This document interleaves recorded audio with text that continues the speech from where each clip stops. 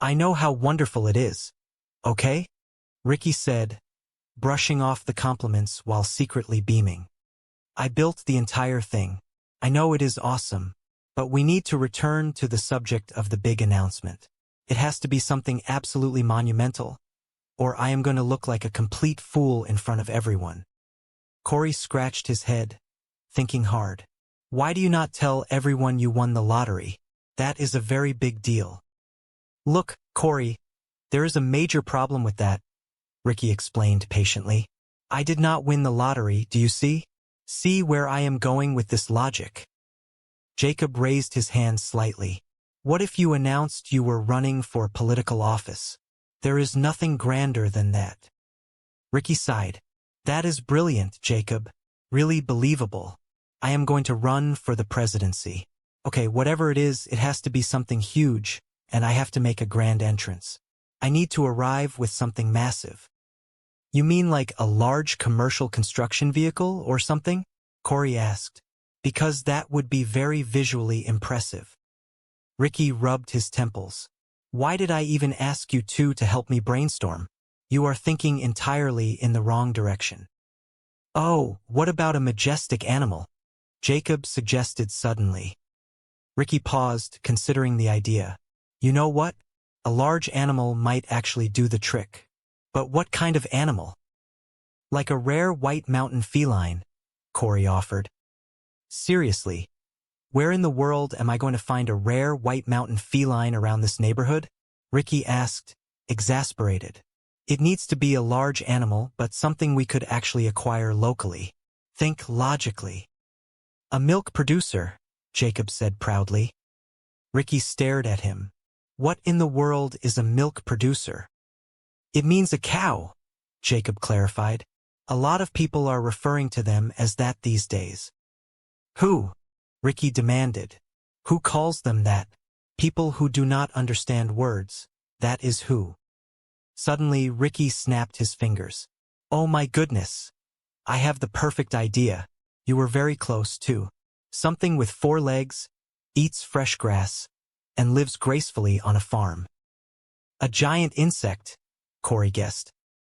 No, not an insect, Ricky groaned. An insect has many legs. Think about a beautiful, majestic horse. Jacob gasped. A horse. That is truly beautiful. Friend, where did you even come up with such a magnificent idea? Corey asked in awe. I do not know, Ricky smiled proudly. It just magically popped into my mind. It is brilliant. What if the horse was a special gift for Susan? Jacob suggested, his eyes lighting up. That would make the announcement even more monumental. Corey nodded enthusiastically.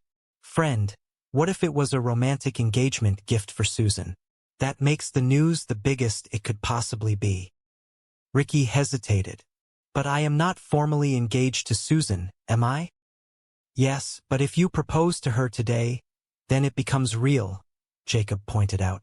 And imagine if you rode into the party on a beautiful engagement horse. Friend, that is an awesome plan, Corey agreed. You know what, boys? Ricky said, his heart swelling with romantic determination. It is absolutely perfect. A grand engagement horse. This is going to change everything. While Ricky was finalizing his romantic master plan, Mr. Leahy and Randy were walking back into the neighborhood, discussing their newly acquired secret fortune. Hold on a moment, Mr. Leahy, Randy cautioned. Do not forget, when we return to the community, Julian is going to try and collect the debt he believes we owe him. Mr. Leahy smiled knowingly. Look, this $50,000 might be the answer to all of our problems. We could offer a portion of it to Julian. Maybe he would wipe the slate completely clean. Are you serious, sir? Randy asked, surprised. Yes, Mr. Leahy replied. We must never forget the circumstances that led to this. It would bring us peace. What if we offered him half of the money we were given? Look, we would still have enough money to live very comfortably for a long, long time. What do you think, Randy? You are right. It would bring us total peace. And a very nice day, Randy smiled. But we must absolutely never tell anybody about where the money truly came from. Do you promise? I firmly promise, Mr. Leahy agreed. We would never be safe if the truth came out. It is a solid deal. Back across town, Ricky, Corey, and Jacob had managed to locate a farm and acquire a horse. However, transporting the large animal was proving to be a significant logistical challenge. This magnificent creature right here, look at the beautiful coloring on its coat, Ricky admired. It is stunning. All right, let us get moving. The horse stood perfectly still, refusing to budge. It is not moving, friend, Corey observed astutely. Well, make it move, Ricky instructed. How do we politely encourage it to walk? You stand safely behind it and gently push, Jacob suggested. Corey, you lead from the front. Come on, let us get this procession going, boys. We have to get to the party. Corey looked apprehensive. I am not entirely sure that is a safe idea. I heard you are never supposed to stand directly behind a horse. Please be quiet and just follow the plan, Ricky said. No talking, okay? Jacob, you provide gentle forward momentum. Corey, you guide. I will supervise. Come on. Jacob, push a little firmer. Show the animal confident leadership. Suddenly, the horse shifted its weight and playfully but forcefully nudged Jacob backward. Jacob stumbled and fell onto the soft grass, clutching his chest. Oh, goodness, Ricky grimaced. Okay, I am very sorry, Jacob, but man, you are going to have to walk it off. We have to get out of here. Jacob groaned, sitting up slowly. Are you okay? Corey asked with concern. I do not think I am, Jacob winced. Something feels slightly uncomfortable in my neck area. It is bothering me. I am sorry, man, Ricky said sympathetically. Corey, you help him walk. I will lead the horse myself. But once again, boys, I am wondering why I brought you two along for this delicate operation. Goodness gracious. Friend, man, that was entirely unpredictable, Corey reasoned, helping Jacob to his feet. Oh my goodness, guys, Jacob whispered. I think I might need to visit the local medical clinic. My neck is feeling very stiff. Jacob, please calm down, Ricky said reassuringly. You probably just pulled a minor muscle. I am slightly worried about your ribs, though. That horse gave you quite a sturdy bump. But there is nothing doctors can really do for bruised ribs anyway, so let us skip the clinic. Are you guys hungry? I am absolutely famished. Across the neighborhood, Bubbles was driving a small, colorful cart customized to look like a tiny delivery truck, complete with a loudspeaker playing cheerful music. I have all of Ricky's beverages bottled and ready for the party, Bubbles announced to his documentary crew. I have enough time right now to make a few quick home deliveries for some extra honest cash. Did you get a good visual shot of the delivery truck? Make sure you capture its charm. Look, I have a fun cape and a speaker system. It is exactly like a cheerful ice cream truck, but for adult beverages. He parked near a trailer where Donnie, one of his regular customers, was waiting. You know, the business has been going wonderfully. Donnie has been my #1 supporter. Bubbles cheerfully handed over a box to Donnie, who unfortunately tripped over a slightly uneven patch of gravel near his porch, dropping the box. Goodness gracious, Donnie shouted, highly frustrated. Are you kidding me? I just had this pathway re-leveled. Donnie, please calm down, Bubbles said soothingly. I will gladly give you a free replacement case to make up for the accident. You are absolutely right, you will, Donnie huffed, dusting off his trousers. And you tell Ricky I want those chicken dinners he borrowed last Friday replaced immediately. Donnie, please just relax, Bubbles smiled. Are you still coming to the big celebration party? I do not know yet, Donnie grumbled, walking back inside. Bubbles shook his head, maintaining his positive attitude. Can you imagine going through life being that frustrated all the time? He is going to give himself a severe headache. My goodness. The worst of it. It was terrible. They should not even be allowed to put gravel on pathways. It is simply not good for rollerblade skiing, let me tell you. Yes, rollerblade skating, Julian corrected, crossing his arms and looking entirely unconvinced. That is exactly what you were doing. How and where would you guys even obtain rollerblades? First of all, obviously, you must have taken them without permission. No, we did not take them without permission, Ricky stammered, his face turning slightly red. We acquired them at the… What is the name of that new store? The I Read Everything store, and the gentleman let us try them. Julian rolled his eyes. That is a brilliant story, buddy. My goodness, the I Read Everything store. Just then, a young woman hurried over, looking extremely distressed. It was Trinity, Ricky's daughter. Dad, why are there tiny round rocks embedded in Jacob's jacket? What exactly happened last night? Ricky swallowed hard. What? Those are not tiny rocks. They are pieces of gravel from the rollerblade skiing accident we had. Honestly. Trinity crossed her arms, her expression a mirror of her father's stubbornness. Nice try, Dad. Tell me the absolute truth. Those look like they came from a loud garden noisemaker. Ricky's shoulders slumped. The weight of his secret was too much to carry anymore. He looked at his daughter, then at Julian and Bubbles. Okay, you know what? Trinity, boys. I am so truly sorry. I have been keeping a massive secret from all of you for the entire summer. I was not upgrading my small engine repair certification, and I was not taking that heavy machinery operator's course I told you about. I was secretly tending to an enormous agricultural project by myself in the woods near the bluff. Dad, Trinity said, her voice laced with profound disappointment. This is unbelievable, Ricky, Julian added, shaking his head. You promised us you were finished with all of that. I know, Ricky pleaded, holding his hands up. I am sorry, but, it was truly amazing. I developed this entirely new botanical strain with the head botanist from that medical facility in the mountains. It was incredible. I had a full irrigation system set up for 75 plants. It was beautiful. Some of them were 8 feet tall.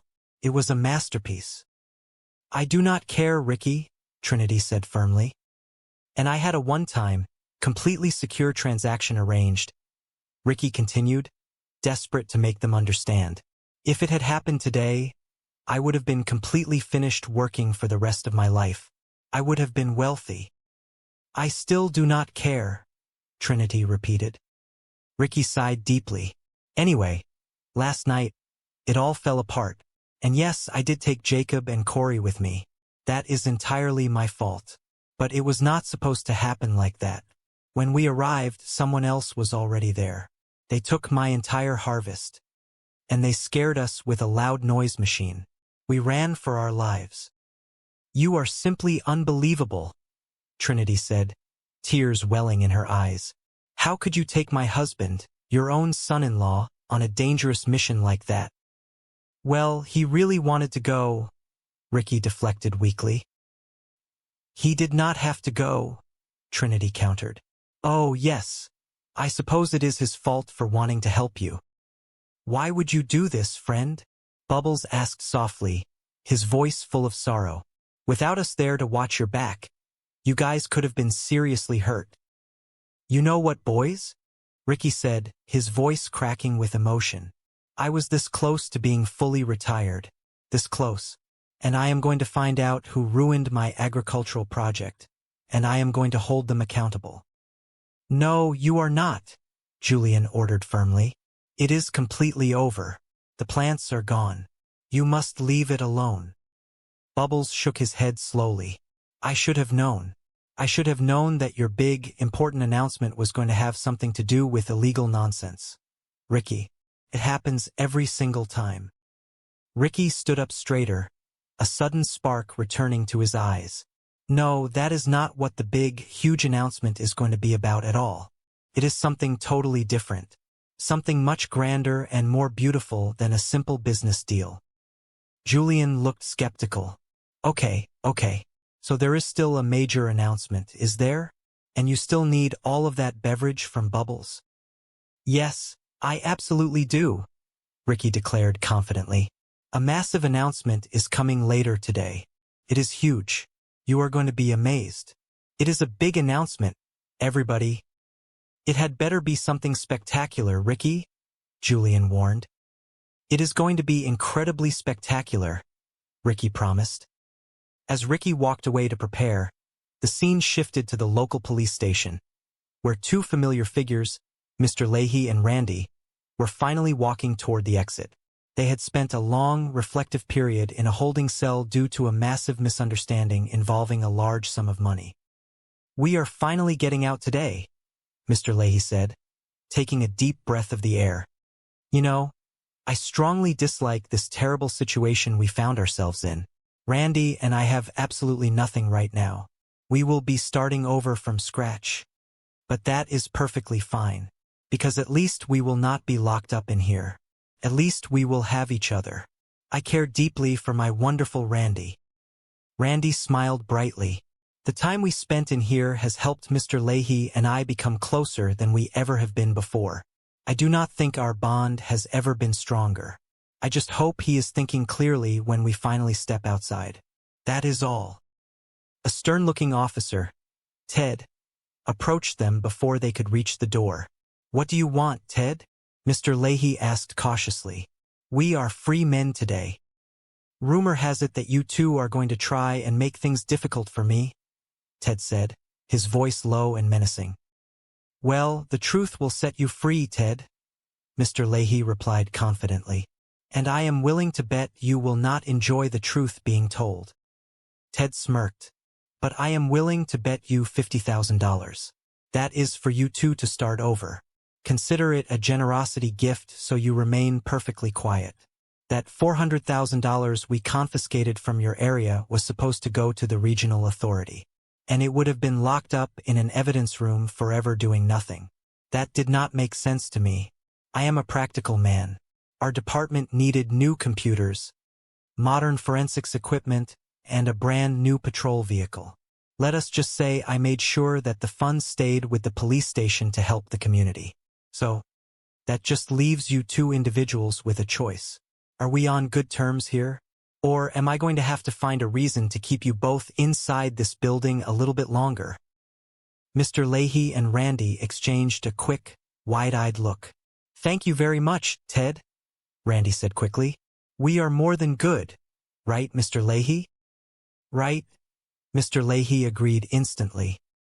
"You understand that this is quiet money," Ted reiterated sharply. "So, do not say a single word, or I will ensure your lives become very complicated." Later that afternoon, Ricky was proudly showing off his latest creation to Jacob and Corey. He had constructed an elaborate, multi-level wooden structure attached to his home.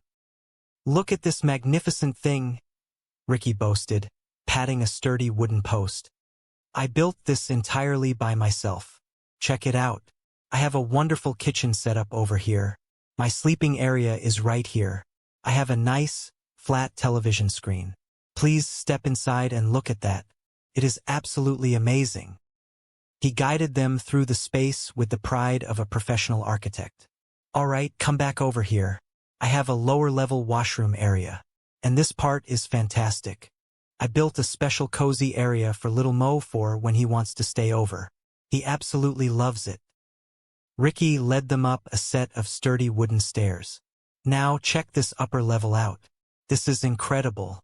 Look at this beautiful patio deck. I have a couple of comfortable reclining chairs here, a music player, another television, and a very nice reading lamp. I made that lamp myself.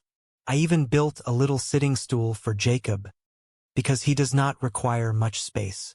And if you get too tired up here, there is a convenient setup to wash your hands. What do you think?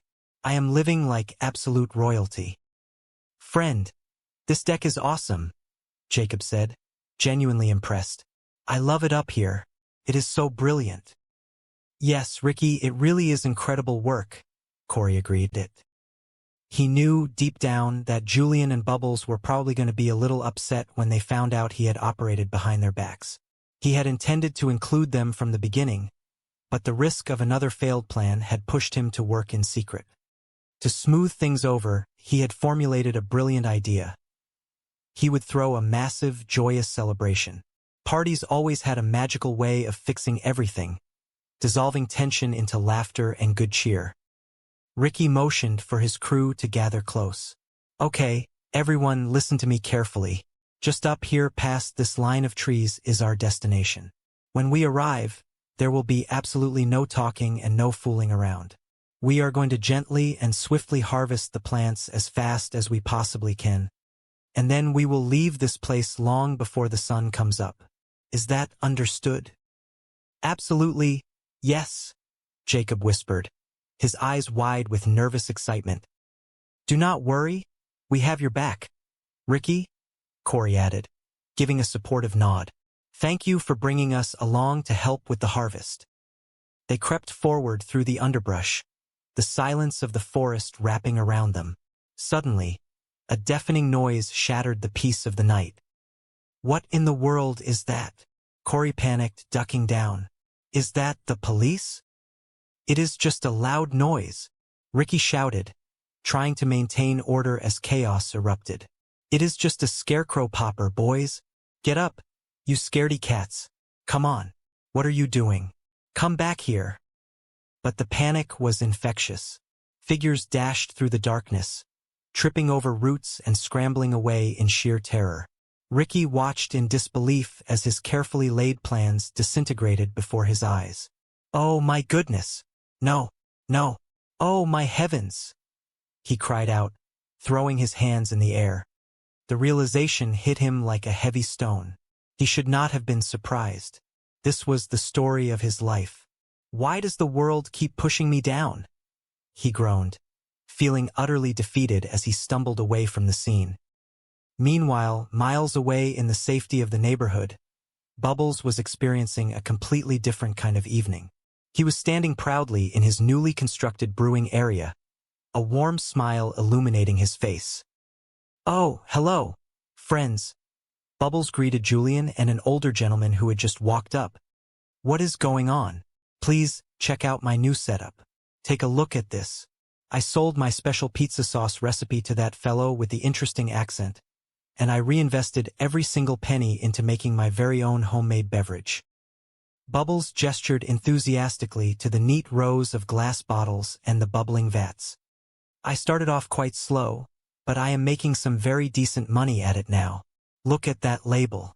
The Green Bastard India Pale Ale. I am selling a massive amount of it to the wonderful people in the park. Business is absolutely booming. He paused, wiping a bead of sweat from his forehead. It is booming indeed, but I am under a tremendous amount of pressure today. Ricky is making some kind of a major announcement later. He is throwing a grand party, and I have to get this entire batch bottled up perfectly because he ordered 22 large cases. It must be incredibly big news. I am so excited. Hello, Pops. Hello, Julian, Bubbles said, noticing the thoughtful expression on Julian's face. How is the beverage business treating you, my friend? Julian asked, swirling the ice in his glass. Oh, it is absolutely amazing, Bubbles replied, his voice filled with genuine joy. It is truly wonderful. It is a lot less stressful than hauling shopping carts around all day. Pops chuckled warmly. It is very good that people are enjoying it, young man. Yes, sir, Bubbles beamed. Julian stepped closer, his business instincts clearly kicking in. You know what? I have been thinking. Why do you not make a special brew with my name on it and perhaps your face? Bubbles hesitated, trying to be polite. Yes, I might be able to do that. I might be able to. Maybe we could make a high-protein beverage. We could call it Muscle Man. Do you get the joke? That is a little funny. Julian leaned against the wooden counter. So, what are your actual sales like, friend? Are you making a solid profit or what? My sales, Bubbles repeated, suddenly feeling defensive. Yes, my sales are actually fantastic, Julian. I see exactly where this conversation is going. Where? Julian asked innocently. Where do you see this going? Well, Bubbles is making money now, Bubbles said, speaking of himself in the third person. Bubbles is making a profit, so Julian is suddenly very interested in the beverage business. Pops chimed in gently. Do not be difficult, Julian. Let me guess. You want to be a part of his successful enterprise. Julian raised his hands defensively. Listen, I just want to make sure you are doing the right thing here and that nobody is taking advantage of you, all right? Do you know the exact valuation of your company? Do you know your precise profit margins on your sales each week? Bubbles crossed his arms, standing his ground. Look, do not try to act like a fancy television investor with me, buddy, all right? I watch those business investment shows too. I know all of these technical terms you are using. Julian sighed, his tough exterior softening into a look of genuine vulnerability. Bubbles, I am in serious trouble. I have absolutely no money, friend. I do not know what I am going to do. I am trying to live an honest, legitimate life here, but I am finding it very, very difficult. I had a movie date last night with a nice lady. She had to purchase our popcorn. Do you know how incredibly embarrassing that is?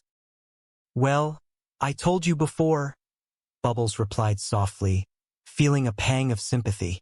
You should not be going to the cinema. It is very expensive. Bubbles, I was watching a movie in my own home, Julian confessed, looking down at his shoes. I could not even afford microwave popcorn. This is a very bad situation, friend.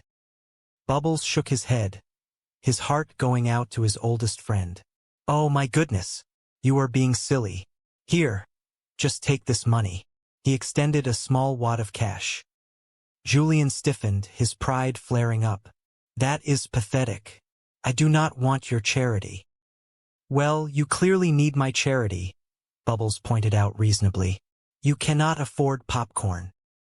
Julian sighed, finally accepting the small loan. Do you have another one of these beverages? No, I only have that one ready for you, Bubbles said. And you should appreciate it. The peaceful moment was suddenly shattered as Ricky stumbled into the clearing, looking completely disheveled.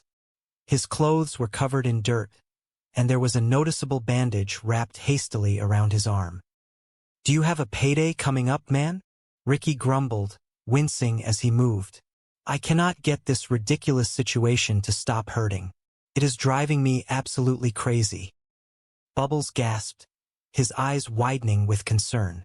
Ricky, what in the world did you do to your arm? Julian raised an eyebrow. Well, did that girlfriend of yours finally try to cause you physical harm? Ricky shook his head, trying to play off the pain. I have been dating this wonderful woman, Susan, for 4 or 5 months now, and it has been really great. I actually forgot how much I missed having someone to share everything in my life with. I mean, she is a bit difficult to deal with at times, but the romantic connection is the most profound I have ever experienced. It is so intense that I realized I have to get back into physical shape. I did not realize how out of shape I was until we started spending so much time together. But these injuries are definitely not helping me. Come on, guys. Give me a break. Bubbles watched Ricky carefully. Part of him was genuinely happy for Ricky. He believed it was a positive step and that Ricky truly needed a loving partner in his life. But to be completely honest, Susan frightened Bubbles a little bit. And by a little bit, he meant massively. He did not like the way she seemed to control Ricky's thoughts without Ricky even realizing it. It felt like some sort of mind control tactic. Goodness gracious, Ricky, Bubbles said, inspecting the bandage. Look at this thing. That is a nasty scrape. How exactly did you do this? Ricky shifted uncomfortably. Well, Corey, Jacob, and I were doing some rollerblade skiing. Actually, it was a really good time. We were flying along the path, and all of a sudden, boom, we hit this massive patch of loose gravel. And we went down. We went down incredibly hard. Jacob got months. Their relationship had brought a tremendous amount of joy into his life. He cherished having someone to share his thoughts and dreams with, and their connection had motivated him to improve himself. His family gathered around him, concerned about his injuries. Ricky attempted to explain that he, Corey, and Jacob had experienced a clumsy accident, while attempting to learn how to use inline skates on a rough gravel path. He claimed that the small pebbles embedded in Jacob's jacket were a result of their unfortunate tumble. His daughter, Trinity, looked at him with a knowing expression. She urged her father to be entirely truthful. Ricky sighed, realizing that honesty was the only path forward. He gathered his family and confessed his secret. He explained that he had not been taking the small engine repair certification classes as he had previously claimed. Instead, he had been attempting to grow the heirloom tomatoes in the woods to secure a large financial return for the family. He described the irrigation system and the beautiful, towering plants. He admitted that he had taken Corey and Jacob to help him harvest the crop, and due to a foolish panic over a loud noise, they had fallen down a hill and lost everything. His family expressed their disappointment. They were not angry about the lost money, but rather about the deception. They reminded Ricky that taking risky shortcuts, even with good intentions, rarely leads to true success. Ricky nodded solemnly, accepting full responsibility for his mistakes. He realized that true wealth comes from trust and honesty, not secret schemes. He promised to abandon such foolish endeavors forever. Despite the setback, Ricky insisted that the large community gathering must still take place. He assured his family that the celebration was not about the failed tomato business, but rather about a much more important and joyous announcement. Across town, Mr. Leahy and Randy were completing their required community service hours. They had spent the past few months reflecting on their past behaviors and strengthening their bond. They felt a renewed sense of purpose and a deep appreciation for their freedom. A local authority figure approached them, handing them an envelope containing $50,000. This money was a perfectly legal community grant intended to help them start a fresh, positive chapter in their lives. The authority figure urged them to use the funds wisely and to continue contributing positively to society. Mr. Leahy and Randy were overjoyed. They promised to use the money to build a peaceful and stable future. Back at the park, Ricky was proudly displaying the beautiful wooden deck he had constructed with his own 2 hands. He had spent weeks carefully measuring, cutting, and assembling the structure. It featured a comfortable seating area, a safe play space for the children, and sturdy railings. Jacob and Corey marveled at the craftsmanship, praising Ricky for his dedication and skill. Ricky felt a profound sense of accomplishment. Building something tangible and enduring brought him more satisfaction than any quick financial scheme ever could. The time for the great announcement finally arrived. The community gathered around Ricky's new deck, enjoying Bubbles' delicious root beer and the warm afternoon sun. Ricky stepped forward, a nervous but excited smile on his face. He signaled to Corey and Jacob, who gently led a beautiful, majestic horse into the clearing. The crowd gasped in amazement. The horse was adorned with a delicate pink ribbon. Ricky addressed his friends and family. He explained that he had brought this magnificent animal as a grand gesture of his deep love and commitment to Susan. He intended to ask her to marry him. Julian and Bubbles watched with a mixture of surprise and concern. They worried that Ricky was overwhelming Susan with such an extravagant gift, but they remained silent, hoping for the best. Susan stepped forward from the crowd. However, instead of tears of joy, she looked utterly confused and slightly frustrated. A comedic misunderstanding quickly unfolded. Susan had recently discovered that her secret, highly guarded family recipe for baked goods had been shared with a local bakery. Through a series of miscommunications, she believed Ricky had betrayed her trust and given the recipe away. She confronted Ricky, speaking passionately about the importance of loyalty and trust in a relationship. Ricky, equally confused, vehemently denied sharing her recipe. He explained that he had been entirely devoted to her and had spent all his time building the deck and planning this proposal. The argument escalated into a humorous display of mismatched expectations. Susan stated that they were simply too different and that she needed a partner who communicated clearly and consistently. She gently but firmly ended the relationship, leaving Ricky standing alone with the majestic horse. The crowd fell silent, feeling sympathetic for Ricky. Julian and Bubbles immediately stepped forward to comfort their friend. They assured him that heartbreaks are a natural part of life and that he would eventually find the right person. Ricky, though saddened, accepted the situation with a newfound maturity.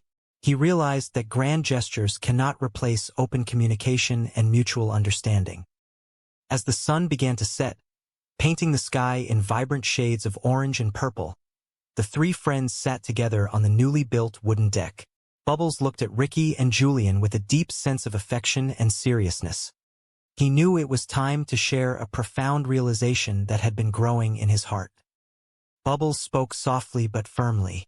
He told his friends that he loved them more than anything in the world. He asked them to truly reflect on their lives and their choices. He pointed out that they were all growing older and that it was time to leave behind the foolish, irresponsible behaviors of their youth. He urged them to look at the success of his root beer business and the sturdy deck Ricky had built. He explained that these were examples of true achievement, born from patience, hard work, and dedication. Bubbles emphasized that constantly searching for quick wealth and taking reckless shortcuts only leads to stress, disappointment, and isolation. He painted a touching picture of the future, explaining that true happiness is found in the simple moments spent with family and true friends. He pleaded with them to commit to living honest, honorable lives. He wanted them to grow old together, surrounded by love and respect, rather than chasing empty dreams. Ricky and Julian listened intently. The gentle wisdom in Bubbles' words resonated deeply within them. They looked at each other, acknowledging the truth in their friend's speech. Ricky realized that his worth was not tied to secret, risky ventures, but to his ability to build, create, and love sincerely. Julian understood that true wealth is measured in the strength of friendships and the integrity of one's actions. The three friends raised their glasses of handcrafted root beer, clinking them together in a silent vow to embrace a new, responsible chapter in their lives. The evening concluded with laughter and a deep, comforting sense of unity, proving that the most valuable treasures in life are the bonds we share and the positive choices we make for our future. The night air was remarkably cool, carrying with it a gentle breeze that swept through the dense trees of Halifax. For Ricky, this evening felt different from all the others. It was a massive moment, a profound turning point. He stood alone for a brief second, looking up at the scattered stars, feeling a deep sense of accomplishment swelling in his chest. He had finally done something completely on his own, and it was about to pay off in a spectacular way. In the past, his endeavors had often fallen apart, and he usually blamed the chaotic dynamics between himself, Julian, and Bubbles. Their constant interference and clashing ideas always seemed to complicate matters. But not this time. He had taken it upon himself to learn, to truly dedicate his mind to understanding the delicate science of cultivating his special crop. He realized that if you want something done perfectly, you have to take the reins and do it yourself. Of course, he silently acknowledged that he had received a little bit of help from his friends, but the vision was entirely his. He had managed to secure an incredible, quiet arrangement with one of the local dispensaries in the city. The terms were simple and highly rewarding, pure cash upon delivery. He imagined the stacks of money and smiled. He was finally going to achieve the stability he had dreamed about for years. His thoughts were interrupted by the quiet shuffling of footsteps behind him. He turned to see his friends who had come to support him. "Yeah, man, we totally had your back, friend," one of them whispered eagerly. Ricky raised a hand, gesturing for quiet. "Would you please be quiet? Can you not see that I am trying to focus here?" He took a deep breath, trying to steady his racing heart. "Anyway, I have this incredible arrangement set up. Cash money. I am finally finished with struggling. I truly did." Chaotic energy had been lifted, replaced by a stinging but necessary truth. Later that evening, as the festivities died down, a quieter, more somber mood settled over the trio. Julian approached Bubbles, seeking a favor. He had a romantic prospect visiting later, a woman named Skylar, and he needed to borrow a few beverages to entertain her, as he was still completely penniless. Bubbles sighed, handing over a six-pack, gently reminding Julian that the products required money to manufacture, expressing his frustration with Julian's continuous financial instability. Ricky soon joined them, asking for a small loan to purchase a bottle of strong spirits. He wanted to numb the lingering sting of the day's events. He admitted he wanted to spend the evening alone, reflecting on the disastrous turn his life had taken. Bubbles looked at his two oldest friends. He saw the fatigue in their eyes, the constant, exhausting cycle of scheming, failing, and desperately trying to survive. A profound sadness swelled within his chest, bubbling up until he could no longer contain it. He stood up, his voice steady but carrying a heavy emotional weight. He demanded their absolute attention. He began by affirming his deep, unconditional love for both of them. He assured them that they were his family, and that his affection for them would never waver. But then, his tone shifted to one of desperate earnestness. He asked them to truly reflect on their lives. He asked them if they had looked in the mirror recently, really looked at the toll the years of stress, poor decisions, and constant anxiety had taken on them. He pleaded with them to recognize that they were no longer young men invincible to the consequences of their actions. They were getting older. Their bodies were showing the strain. Yet, despite the passage of time, their behaviors had not matured. They were still acting like reckless teenagers, constantly seeking shortcuts that only led to deeper trouble. Bubbles pointed to his own successful, legitimate enterprise. He had proven that it was possible to work hard, abide by the rules, and achieve a comfortable, respectable life. He warned them that if they continued down their current path, they were destined for a tragic end. He painted a heartbreaking picture of a future where they were locked away, growing old in a cold cell, utterly alone, without family or friends to comfort them in their final moments. His voice cracked with genuine emotion as he delivered his final plea. He stated that if they truly loved him as much as they claimed, they needed to make a profound change. The era of breaking the rules and seeking illegal shortcuts had to end immediately and forever. It was time for them to embrace responsibility, to grow up, and to build a future they could actually be proud of. He handed Ricky the remainder of his own beverage, instructing him to use the quiet evening to think deeply about his words. As Bubbles walked away to tend to his brewery, leaving Ricky and Julian alone under the starlit sky, the silence between the two men was heavy with realization. The grand announcements and the chaotic schemes faded into the background, replaced by the profound, undeniable truth of their friend's words. The crossroad was clearly illuminated before them. It was finally time to choose a better path. The evening air was crisp and full of promise.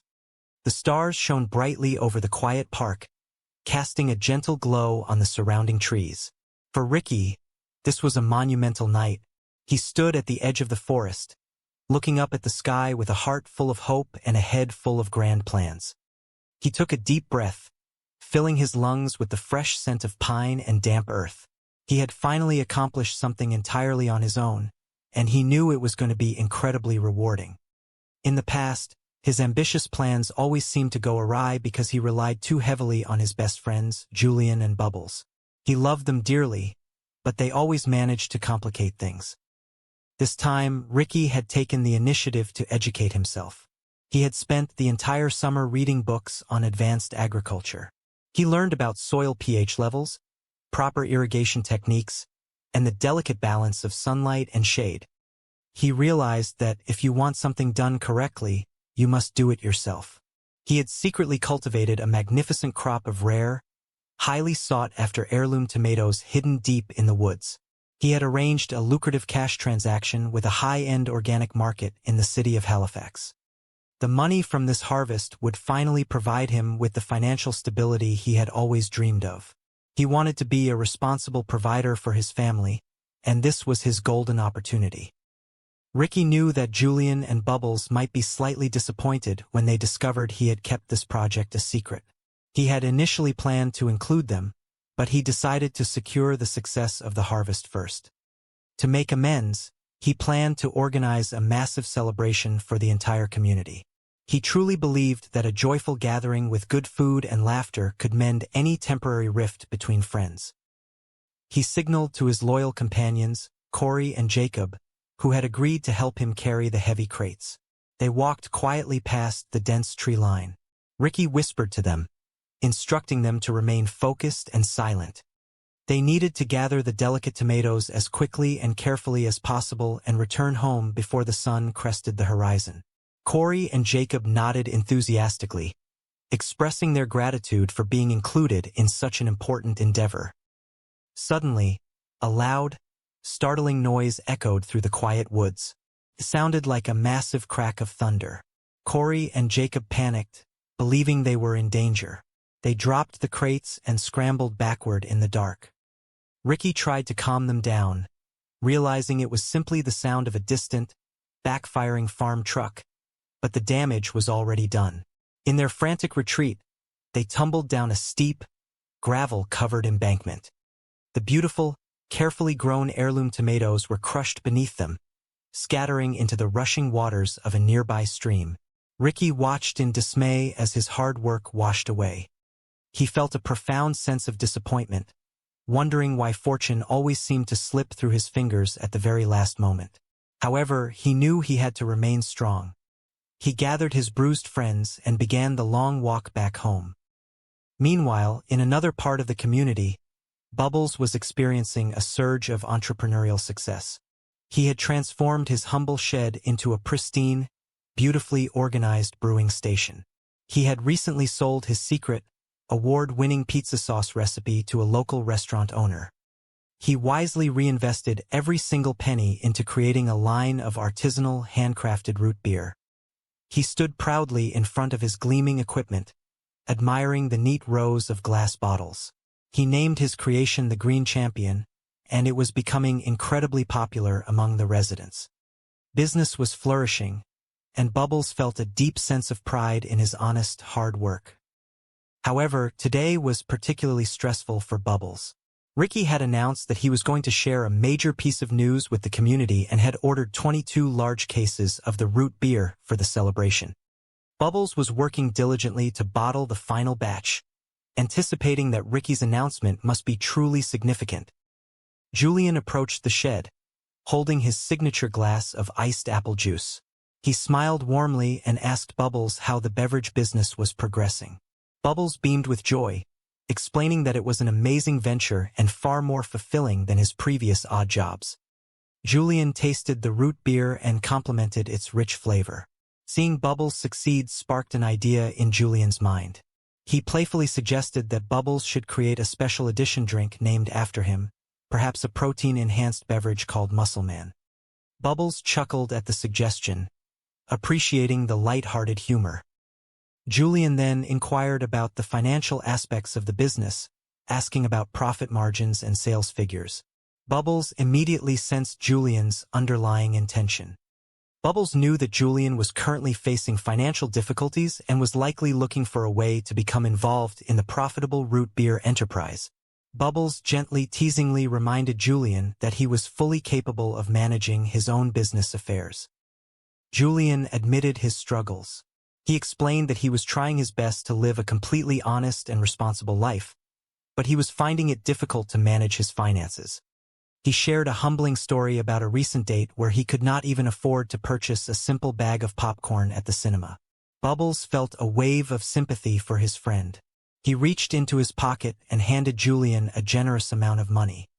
Julian initially refused, feeling embarrassed to accept charity, but Bubbles insisted. Bubbles reminded him that true friends support each other during difficult times. Later that afternoon, Ricky returned home. His arm was bandaged, and he looked exhausted. He had been dating a wonderful woman named Susan for 5 years. It was a generous bribe to ensure their absolute silence regarding his creative accounting. Ted made it abundantly clear that if they breathed a word of this to anyone, he would fabricate evidence and ensure they returned to a cold cell for a very long time. Mr. Leahy, recognizing the dangerous reality of their situation, quickly accepted the terms. He assured Ted that they were more than satisfied with the arrangement and promised absolute silence. As Ted drove away, Mr. Leahy clutched the envelope, a spark of hope igniting in his eyes. Randy was overjoyed, suggesting they use the money to appease Julian, whom they owed a significant debt due to past misunderstandings. He hoped it would wipe the slate clean and buy them peace. But Mr. Leahy had a grander, albeit riskier, vision. He agreed to pay Julian a portion, but he proposed they take the remaining $25,000 and invest it strategically at the local equestrian racing track. He believed his intuition, guided by his unique perspective on the world, would allow them to double or even triple their newfound wealth. Randy, though hesitant, trusted his partner completely. Back at the neighborhood, Ricky was frantically trying to materialize his non-existent grand announcement. He led Corey and Jacob to his trailer, proudly showing off his latest architectural triumph. He had constructed an elaborate, multi-tiered wooden deck entirely by himself. He gave them a grand tour, pointing out the outdoor kitchen setup, the comfortable seating area, and a special sleeping section he had built for his young grandson. He guided them to the upper level, beaming with pride as he showcased the reclining chairs, the entertainment system, and a highly questionable makeshift plumbing system he had devised using a funnel and a long hose. Corey and Jacob were genuinely impressed, praising the craftsmanship and the ingenuity of the design. Ricky soaked in the compliments but quickly shifted to the pressing issue at hand. He confessed that his grand announcement needed to be truly spectacular, or he would look like an absolute fool in front of the entire community. He pleaded for their ideas. Corey, trying his best to be helpful, suggested Ricky fake his own passing, arguing that nothing could be bigger news than that. Ricky stared at him, baffled by the sheer lack of logic, pointing out the obvious flaw that he was, in fact, standing right there. Jacob then suggested a presidential campaign, which Ricky dismissed as equally unbelievable. The brainstorming session grew increasingly desperate. They needed something tangible, something grand. Jacob vaguely suggested a massive vehicle like a dump truck. Ricky dismissed it. Then, a spark of inspiration hit Jacob. He suggested an exotic animal. The idea gained traction. They debated the logistics of acquiring a snow leopard before grounding their expectations to something more locally accessible. Through a series of comical misunderstandings and leaps of logic, they landed on the idea of an equine creature. A horse. It was large, impressive, and majestic. The idea evolved rapidly. They decided Ricky would present the horse to Susan as an engagement gift. Ricky was hesitant, noting that they were not actually engaged. But the boys convinced him that the act of presenting the horse would solidify the proposal. The plan was set. They were going to acquire a horse. The afternoon sun began to dip, casting a golden hue over the neighborhood as the residents gathered for Ricky's highly anticipated celebration. Bubbles had parked his newly customized delivery vehicle, which resembled a cheerful ice cream truck, but was fully stocked with his green bastard beverage. He was serving customers rapidly, though dealing with the diverse personalities of the neighborhood was testing his patience. Donnie, a notoriously volatile resident, approached the vehicle shouting about a minor grievance involving his driveway gravel and some missing chicken fingers. Bubbles, maintaining his professional composure, calmly offered Donnie a complimentary case of beverages to soothe his fiery temper. It worked, though Bubbles privately marveled at the exhausting reality of living with such constant, boiling anger. Nearby, a tense negotiation was unfolding. Julian had cornered Mr. Leahy and Randy. He was furious, blaming them for a recent string of misfortunes that had left him destitute. He demanded restitution, dictating severe terms. He declared that he would garnish half of their wages for the rest of their natural lives until his perceived debt was repaid. Randy was outraged by the draconian terms, but Mr. Leahy, keeping the secret envelope of cash firmly in mind, surprisingly capitulated. He accepted Julian's harsh conditions, much to Randy's dismay. When Julian walked away, satisfied with his dominance, Mr. Leahy calmed his frantic partner. He explained his strategy. They would use their hidden wealth to place calculated wagers, turning their secret funds into a massive fortune while appearing to comply with Julian's demands. It was a dangerous game, but Mr. Leahy felt invincible. The murmur of the crowd grew to a roar as Ricky finally stepped up to the makeshift stage on his new deck. He grabbed a microphone, welcoming his friends and neighbors, his voice booming with nervous excitement. He thanked them for coming to witness a monumental occasion in his life. With a dramatic flourish, he signaled Corey and Jacob. The crowd gasped as the two young men struggled to lead a large, remarkably stubborn horse into the center of the gathering. The horse was a spectacle, its coat strangely tinted with patches of vibrant pink dye. Julian and Bubbles watched in absolute disbelief. Bubbles muttered his shock, unable to comprehend why Ricky believed a brightly colored farm animal was the appropriate centerpiece for a romantic proposal. Julian, rubbing his eyes in frustration, loudly advised Ricky to abandon this foolish spectacle. He argued that if Susan truly loved him, she would not require a horse to accept his proposal. Ricky, however, was steadfast. He leaned over the railing, defending his grand gesture to his friends. He admitted that his relationship with Susan was volatile, filled with intense arguments, but he believed their profound connection was strong enough to overcome their differences. He wanted to demonstrate the immense scale of his love, and a horse seemed like the only appropriate symbol. He raised the microphone again, addressing the bewildered crowd. He formally announced that he was presenting this beautiful creature to the love of his life, and that he intended to ask for her hand in marriage. Right on cue, a vehicle screeched to a halt at the edge of the gathering. The crowd parted as Susan stormed through, her face twisted in a mask of absolute fury. She bypassed the pink horse completely, her eyes locked onto Ricky with a fiery intensity. The romantic atmosphere instantly evaporated. Susan launched into a blistering verbal assault, her voice echoing across the silent crowd. She accused Ricky of the ultimate betrayal. She revealed, with devastating clarity, that she had contracted a terrible illness, and she placed the blame squarely on his shoulders, accusing him of terrible infidelity. Ricky was stunned. He vehemently denied the accusations, his voice echoing with genuine confusion and hurt. He swore that he had been entirely faithful, that his affections were devoted solely to her. He pointed out the logical impossibility of her claim, suggesting that if he was innocent, the betrayal must have originated from her side. The confrontation escalated into a whirlwind of emotional revelations. Susan, pushed to the brink, finally confessed her own monumental secret. She had not only been unfaithful, but she was actively living with another person, a partnership that had endured for 16 years. The revelation struck Ricky like a physical blow. The illusion of their intense, exclusive connection shattered into a million pieces.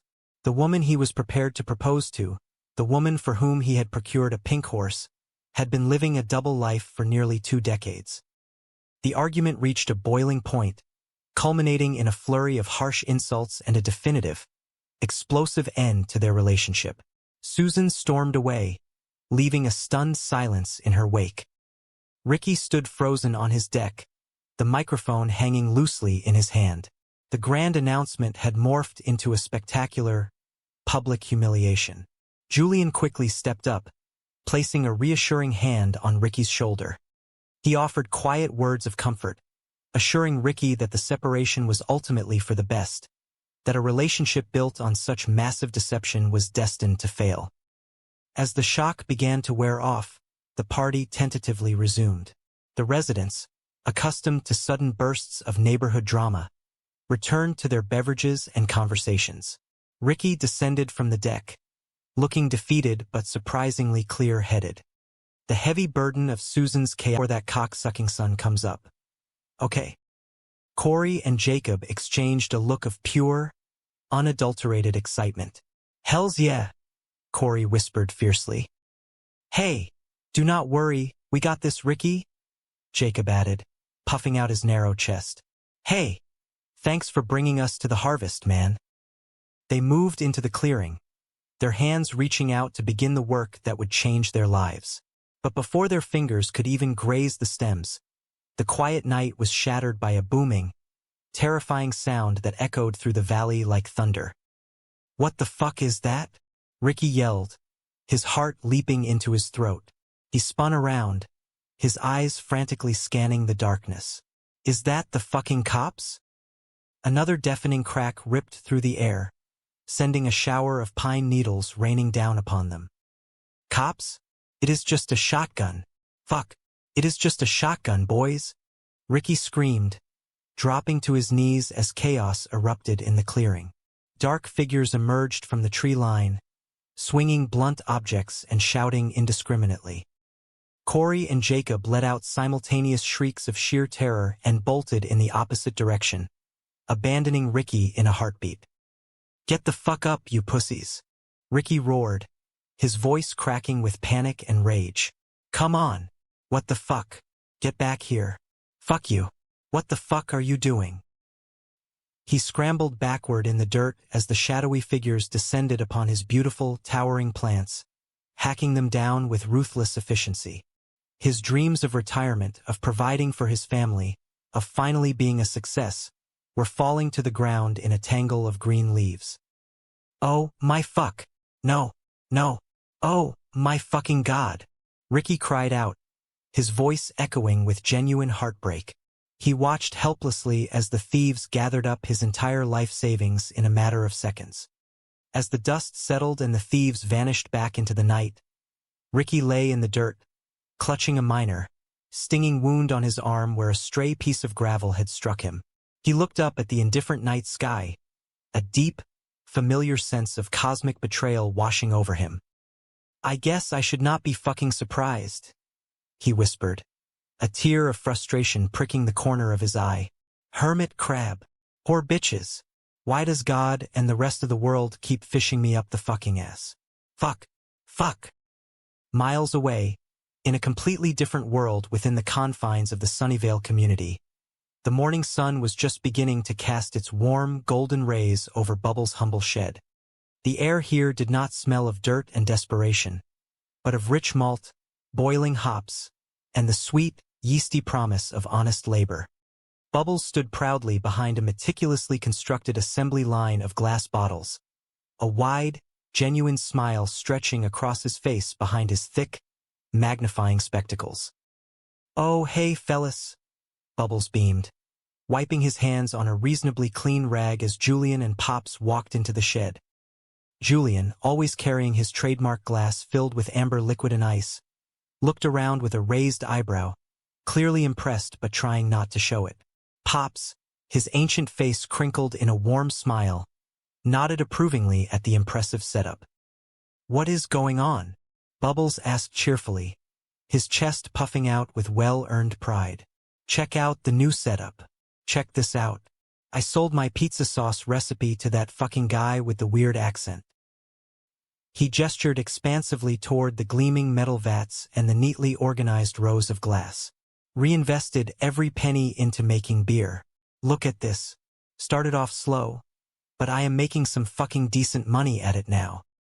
He picked up a perfectly capped bottle, holding it up so the morning light caught the rich, golden liquid inside. He pointed to the vibrant label affixed to the front. Look at that. Green Bastard India Pale Ale. Selling a ton of that to people in the park, Bubbles said, his voice filled with an uncharacteristic, buzzing excitement. Business is booming. It is booming, but I am under some fucking pressure today. He carefully placed the bottle back into its designated cardboard crate. Ricky is making some kind of a major announcement. He is throwing a big party. I gotta get this whole batch bottled up, because he ordered 22/4, so it must be big fucking news. I am pumped. Julian took a slow sip from his glass, his eyes scanning the equipment, the wheels in his mind clearly beginning to turn. Pops chuckled softly, walking over to inspect one of the fermentation buckets. Hey, Pops. Hey, Julian. Bubbles greeted them again, the joy of success radiating from him.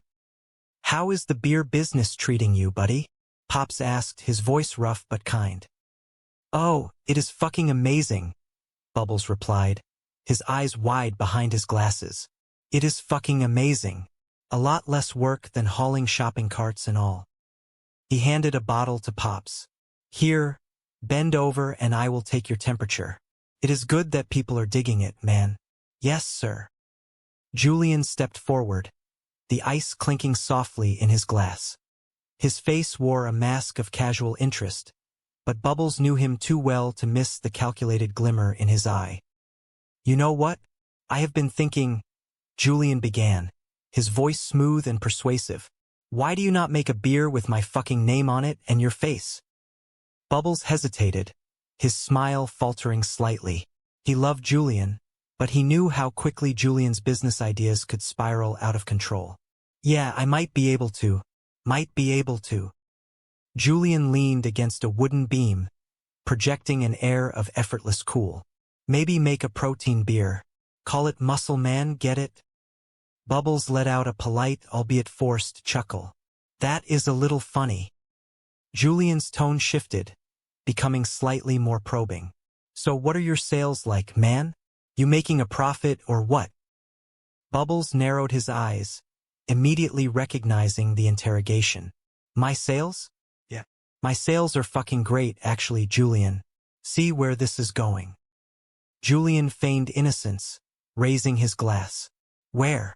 See where this is going. Bubbles sighed, turning his attention back to his bottles. He loved his friend, but he had worked too hard to let this slip away. Well, Bubbles is making money now. Bubbles is making money. So Julian is all of a sudden very interested in the beer business. Pops, do not be an asshole. Julian shot back, momentarily breaking his cool facade. Bubbles crossed his arms, standing firm in front of his life's work. Let me guess. What? You want to be part of it? Julian took a step forward, his voice taking on a maternal, protective tone. Listen, I just want to make sure you are doing the right thing here and nobody is ripping you off. Okay? Do you know the valuation of your company? Huh? Do you know your profit margins on your sales each week? Bubbles rolled his eyes, utterly unamused by Julian's sudden foray into corporate jargon. Look, do not try to Michael Wackerly me, bud. Okay.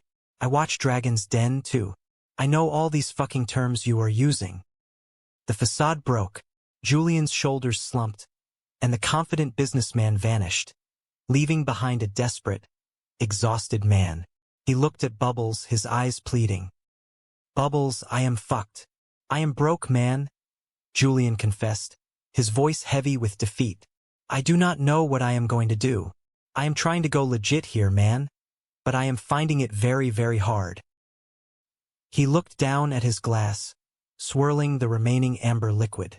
I had movie night last night with a chick. She had to buy the fucking popcorn. You know how embarrassing that is. Bubbles softened immediately. His heart ached for his friend. Julian was always the leader, the one with the plan. Seeing him so reduced was painful. Well, I told you, you should not be going to the movies. It is a fucking ripoff, Bubbles said gently, trying to offer practical advice. Julian shook his head, the humiliation palpable in his voice.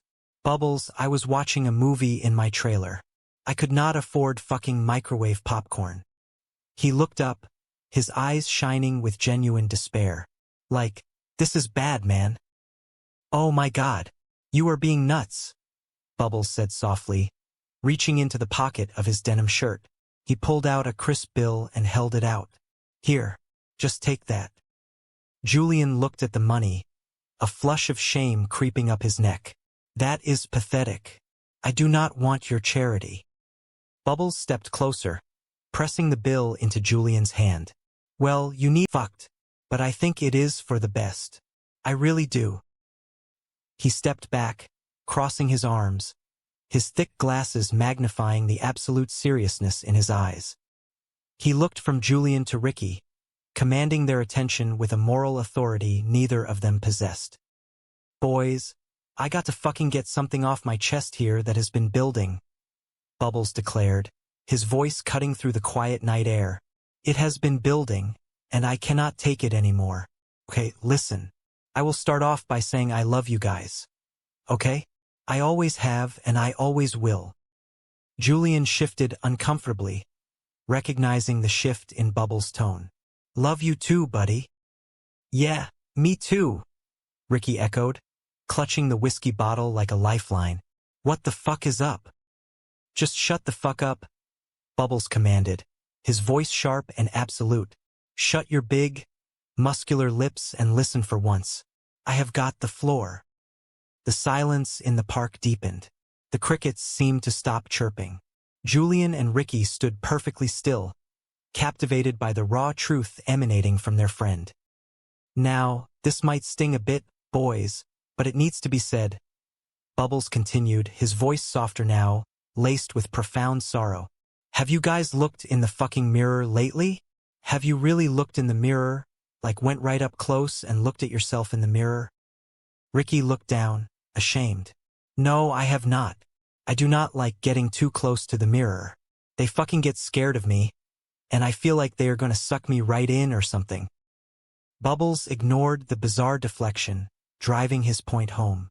Well, you should do it, Ricky, because it is fucking time to grow up, especially you two, because we are getting fucking old, boys. We are getting old, and we are getting out of shape, and we are getting shitty looking. He stepped closer to them, pointing a finger at their chests. We are getting shitty looking, and you are not getting any younger. But what are you doing? You are breaking the law like you are fucking 17 years old. Nothing is changing. And who is benefiting from it? Nobody. I almost benefited today, Ricky protested weakly, clinging to the ghost of his ruined crop. I was almost fucking retired. You shut up too, Ricky, because you are not retired, Bubbles fired back, shutting him down instantly. That is the fucking point I am trying to make. You are not retired, and you should not have been fucking lying to us about growing dope. That is bullshit. Ricky's shoulders slumped. The truth finally landed, heavy and undeniable. Yeah, that was bullshit. I know. I am sorry it was dumb. I should have told you guys. You should have fucking told us. Bubbles agreed, his voice cracking slightly with emotion. This is a fucking wake-up call right now, boys. Telling you, because I am already gone legit. I have got legit things going on. He gestured to his brewery, a symbol of honest work and a clean conscience. Then, he turned back to them, his words painting a terrifying, undeniable picture of their future. And you guys, I know how you fucking operate. You got no money now. You are broke, and I know what that turns into. Next thing you know, you are going to be in jail forever. You are going to wind up in there for the rest of your lives. He paused, letting the silence amplify the horror of his words. Fucking in there, all alone, dying, looking shitty? Bubbles whispered, tears welling in his eyes. He looked directly at Ricky, piercing his soul. And when you are in there taking your last fucking breaths, Ricky, sucking in your last breath on earth, there is going to be no family there and no Bubbles. Hold your hand. Come on, Bubbles, Ricky choked out, a single tear escaping his eye. The thought of dying without his best friend was more terrifying than any bullet or prison sentence. Do not fucking come on me, Bubbles insisted, his own tears falling freely now. It is true. Like, if you guys fucking love me as much as you say you do, then breaking the law is over for good. That is it. He stepped back, physically and emotionally drained. He had given them his heart, his fears, and his deepest plea. The rest was up to them. That is all I got to say, Bubbles finished, his voice returning to a quiet, gentle register. I want you guys to fucking think about that tonight. He looked at Ricky, nodding at the bottle in his hand. Here, Ricky, you can finish that off. Consider it thinking liquor. Ricky looked at the bottle, then at Bubbles. The desire to get numb was strong, but the desire to keep his family was stronger. He had lost a lot today, but he had not lost everything. Not yet. You got any ice or mixers? Ricky asked quietly. Thanks, buddy, Julian added, his voice thick with unexpressed emotion. I hope you get back, Julian, Bubbles said softly, turning back to his cart. Thanks. The three men stood in the quiet darkness of the trailer park. They were broken, flawed, and aging, but as the cool night breeze swept through the trailers, carrying the faint smell of the ocean, a new, fragile hope began to take root.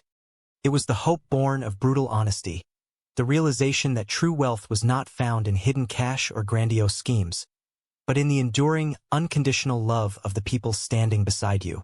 Tomorrow would bring new challenges, new debts, and new temptations. But tonight, beneath the pale, silent moon, they had each other. And for the first time in a very long time, that felt like enough. The moon hung heavy and silver over the dense, sprawling treeline of the Nova Scotia wilderness. Beneath its quiet, luminous glow, the midnight air was thick with the earthy, pungent aroma of damp soil and blooming flora.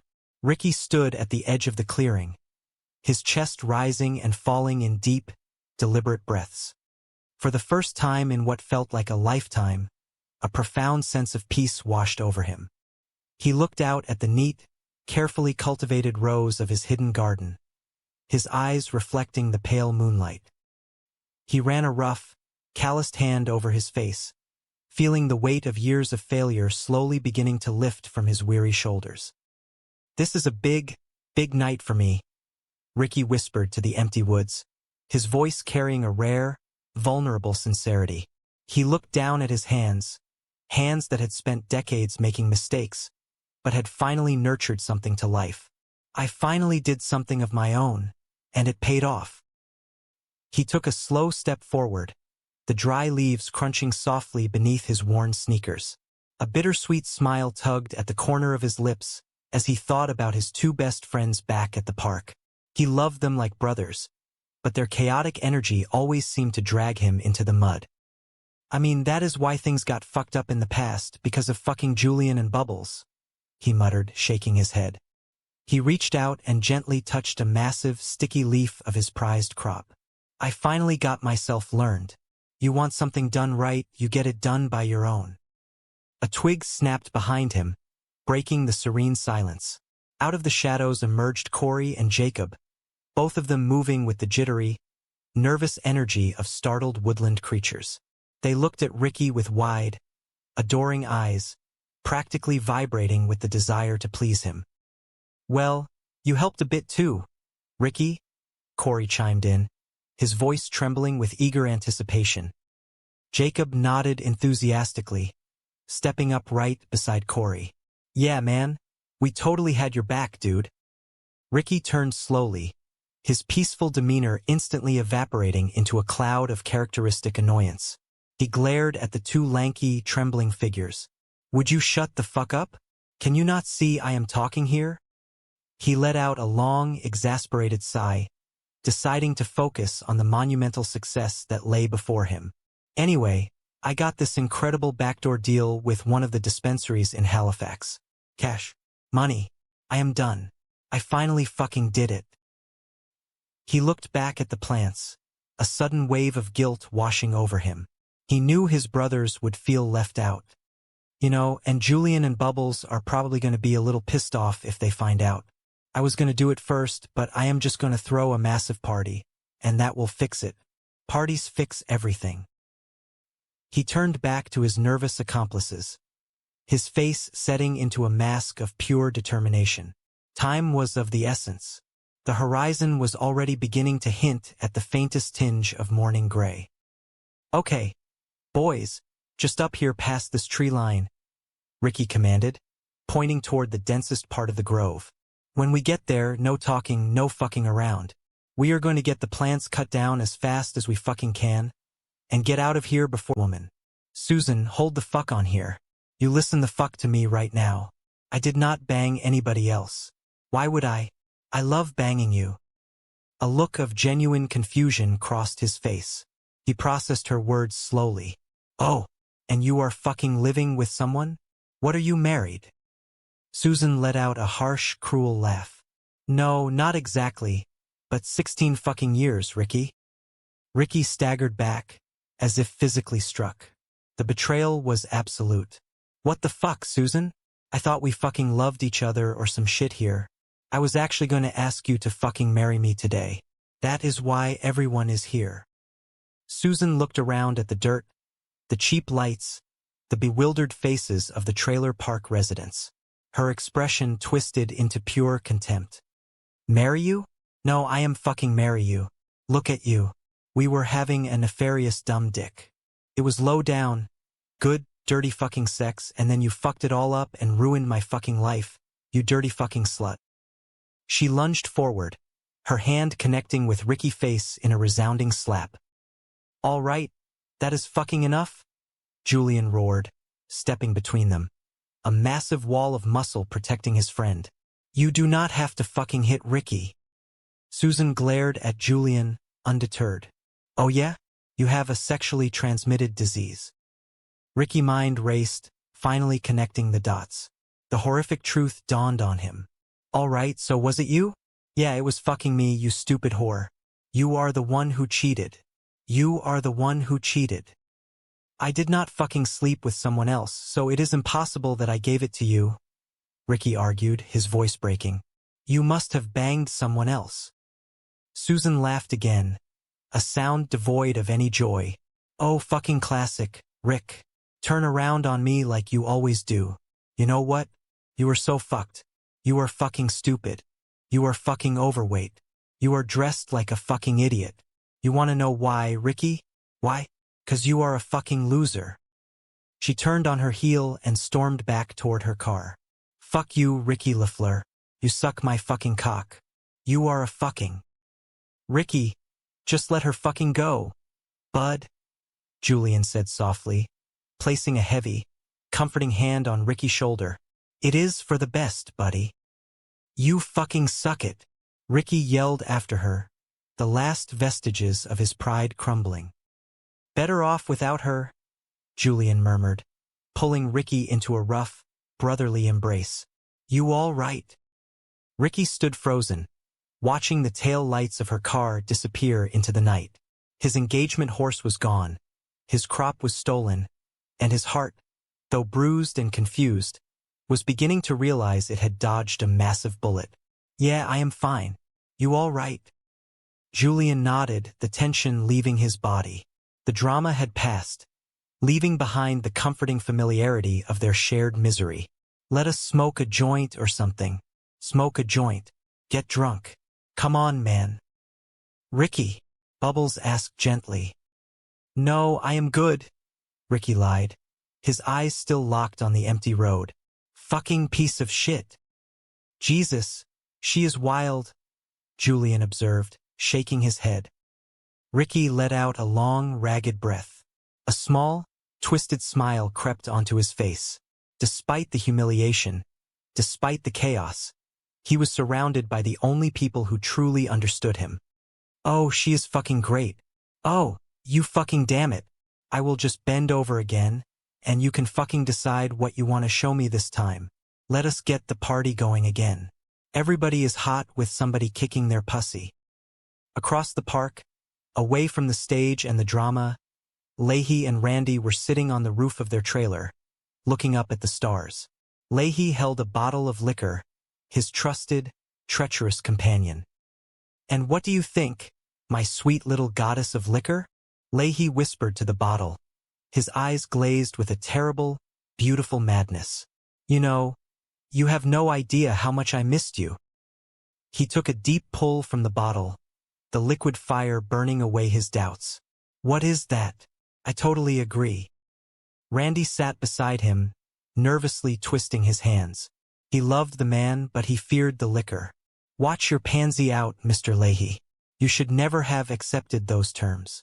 Giving up half of our wages is way more than 25 grand. It is frigging ridiculous. Leahy turned to him, a serene, terrifying smile on his face. He felt invincible. You have just not seen it, my beautiful Ran. Thank you, man. Sit down. Look, me and the liquor, we got it all figured out, bud. Going to take a long time for Julian to rack up $25,000 from our wages, right? So meanwhile, we can take the 25 that we were going to give that beautiful bastard, and we can double or triple it. We just treat it like play money. Randy stared at him, utterly lost. What are you talking about? How would we double or triple it? Horse track, baby, Leahy announced, raising his bottle to the moon. We just sit back and we let the liquor choose our horses. They got a great canteen at the track. Have not changed the grease in years. Down on the ground, Bubbles was packing up his beer cart. The party was winding down, the initial shock of Ricky's disastrous engagement giving way to the comforting routine of heavy drinking and quiet conversation. Well, as fucked as today was, I actually did not do too fucking bad. Bubbles mused to himself, counting the wad of cash in his pocket. It was honest money, and it felt heavier, more real than any scheme they had ever pulled. I am surprised. Just means I got to sell more beer tomorrow, I guess. That is not too bad. Julian walked out of the shadows, looking exhausted. The weight of his debts, his responsibilities, and the sheer effort of keeping Ricky alive was taking its toll. He approached Bubbles, his pride stripped away. "Hey, buddy," Julian said quietly. "Listen, man. Can I borrow a few beer off you? I have got Skylar coming over. She does not drink rum. She wants fucking beer." Bubbles looked up, surprised and slightly annoyed. "So that is Skylar is my fucking problem now? That is a nice, wholesome name too, Julian. Where did you meet her? At the church rally? You got any fucking beer for me or what?" Julian snapped, his embarrassment fueling his aggression. "Obviously I have beer," Bubbles replied, grabbing a six-pack. "All right, thank you. But the shit is not free to fucking make, you know. It still costs money." He handed the beer to Julian. "There is 6. Chill out. I will get you the fuck back." "Chill out," Bubbles countered, his voice rising, a lifetime of frustration bubbling to the surface. "Well, how long do you plan on fucking living like this? It is just a few fucking beer, man. Oh yeah, it is a few beer and then it is this." Before Julian could respond, Ricky stumbled out of his trailer, holding an empty bottle of whiskey. He looked broken, a man who had finally hit the absolute bottom of his soul. "Hey, boys," Ricky slurred, his eyes bloodshot. "I ran out of whiskey. Any chance you guys could lend me $20 for some booze? I need to get fucked out of my head, and I am only about a quarter of the way there right now." Julian looked at Ricky, seeing a perfect reflection of his own failure. "Sorry, Poul. I got nothing, and I would get drunk with you tonight, but I got to check him over, so." "That is cool," Ricky mumbled, staring at the ground. "I kinda want to be by myself right now anyway." He looked up at Bubbles, a silent plea for salvation in his eyes. "Bubs, can you help me out, please?" Bubbles stared at the two men he loved more than life itself. He saw Julian, trapped by his pride and his endless, failing schemes. He saw Ricky, trapped by his impulsive stupidity and his desperate need for love. He saw two men who were suffocating, dragging each other down into a deep, inescapable abyss. A profound, quiet anger rose within Bubbles. It was not the explosive rage of Ricky or the calculated anger of Julian. It was the pure, righteous anger of a man who loved deeply and was watching his family destroy themselves. "Jesus Christ, sweaty fucking balls," Bubbles swore, his voice trembling with emotion. "You guys are fucked. Both of you." He reached into his cart and pulled out a half-full bottle of whiskey, shoving it into Ricky's chest. "Here, look out, Ricky. Look out. Here, I will give you a little bit of whiskey, because I do feel bad for what happened to you today." That was in his chest, battling against his overwhelming anger. "Wait a minute. Julian is giving us his terms," he muttered to himself, struggling to maintain dominance. "Thank you, Julian," Leahy said smoothly, knowing he had hooked him. "Sorry, Poul." The afternoon bled into evening, and the center of the Sunnyvale trailer park was transformed. Strings of cheap, colorful lights hung between the trailers, casting a festive glow over the dusty gravel. A makeshift stage had been erected, built upon milk crates and plywood. The air was thick with the smell of cheap cologne, anticipation, and the rich, hoppy scent of Bubbles' freshly brewed beer. The residents of the park, a ragtag family of misfits and survivors, had gathered in full force. J-Rock, the park resident microphone controller and purveyor of infectious enthusiasm, stood on the stage, the heavy bass of a hip-hop beat pumping through distorted speakers. "Yo, what up, y'all?" J-Rock yelled into the microphone, waving his arms.